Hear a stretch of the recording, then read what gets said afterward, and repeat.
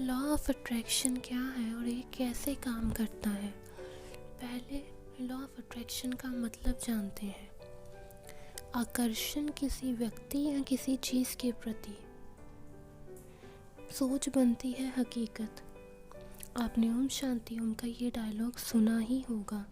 वो कहते हैं ना, अगर किसी चीज़ को दिल से चाहो तो सारी कायनात उसे तुमसे मिलाने में लग जाती है। इसी को सिद्धांत के रूप में लॉ ऑफ अट्रैक्शन कहा जाता है, जो कहता है कि आपकी सोच हकीकत बनती है। अब हम आपको लाओ त्सो के सिद्धांत के बारे में बताते हैं। अगर आप लाओ त्सो को नहीं जानते तो मेरे चैनल में इनकी वीडियो को देख सकते हैं।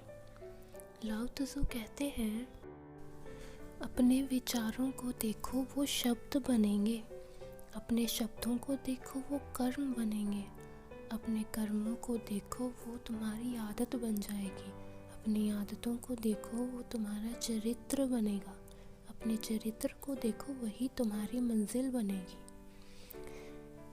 उनका कहने का मतलब है, जो आप अब हैं वो लॉ ऑफ अट्रैक्शन का ही उदाहरण है। जो आपने सोचा वही आपने पाया, जो आप चाहते थे वही आपको मिला।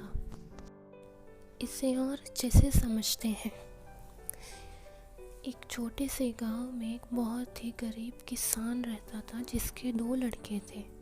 उसके बड़े वाले लड़के का नाम राम था, जो बहुत ही कामचोर और झूठ बोलने वाला था, और उसके छोटे लड़के का नाम श्याम था, जो बहुत मेहनती था और हमेशा सच बोलता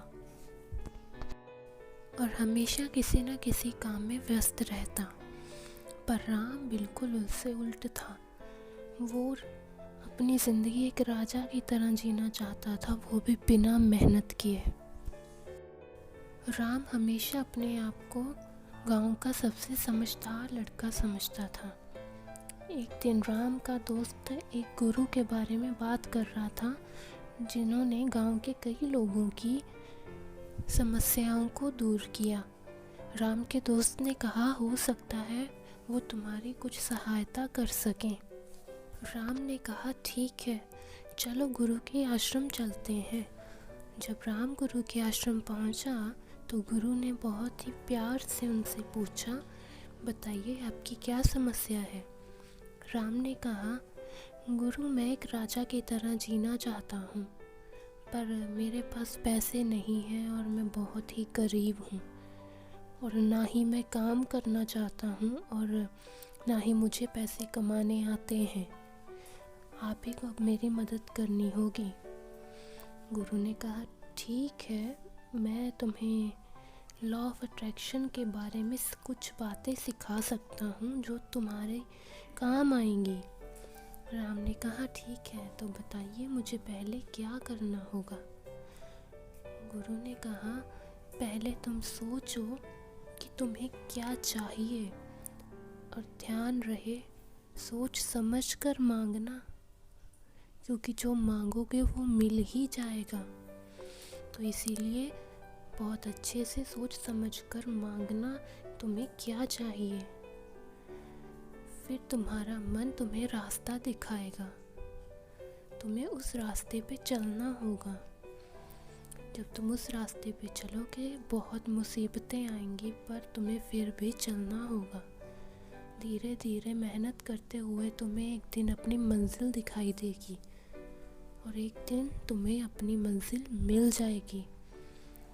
लेकिन ये याद रखना, तुम्हें मैंने जो जो बताया है तुम्हें वो सब कुछ करना होगा। अगर तुमने ऐसा नहीं किया तो कोई तुम्हारी मदद नहीं कर पाएगा। राम वहाँ से बिना कुछ कहे चला गया, और 1 साल बाद जब वो वापस गुरु के आश्रम आया तो वह बहुत दुखी था, और आकर गुरु को बोला, अब तो मेरी और ज़्यादा बुरी हालत हो गई है।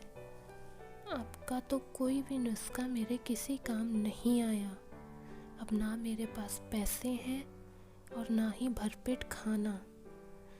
गुरु मुस्कुराए और उन्होंने कहा, क्या तुमने मेरी बात अच्छे से सुनी थी, और तो क्या तुमने अच्छे से मानी?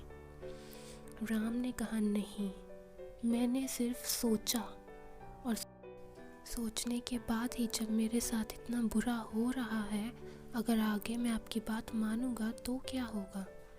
उसने बहुत गुस्से से गुरु को कहा और उसने कहा, गुरुजी क्या आप जानते हैं, मेरे भाई के पास पैसा है और वो गांव का सबसे ज़्यादा अमीर आदमी है और मेरे पास कुछ भी नहीं है। और जबकि मेरे भाई को आपकी मदद की ज़रूरत भी नहीं पड़ी और ना ही उसने आपकी कोई तरकीब मानी। मैंने तो आपसे मदद मांगी और आपकी तरकीबें भी मानी, पर आपकी सलाह मेरे किसी काम नहीं आई। गुरु ने मुस्कुराकर कहा कि तुम्हारा भाई आज बहुत अमीर है क्योंकि वो मेरे बताए रास्ते पर ही चल रहा है।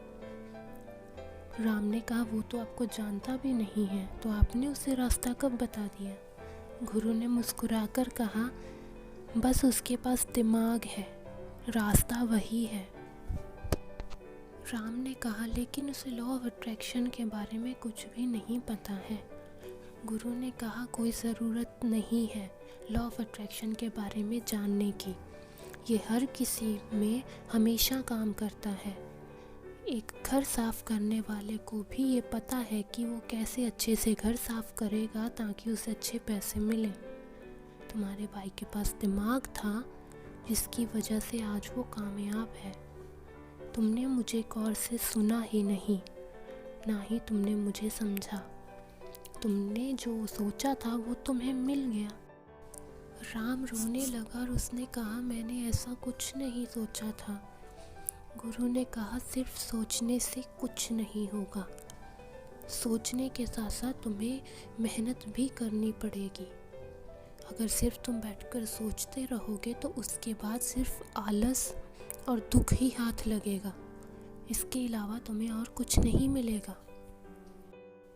इसीलिए लाओ त्सु कहते हैं, अपने विचारों को देखो क्योंकि उन्होंने शब्द बनना है।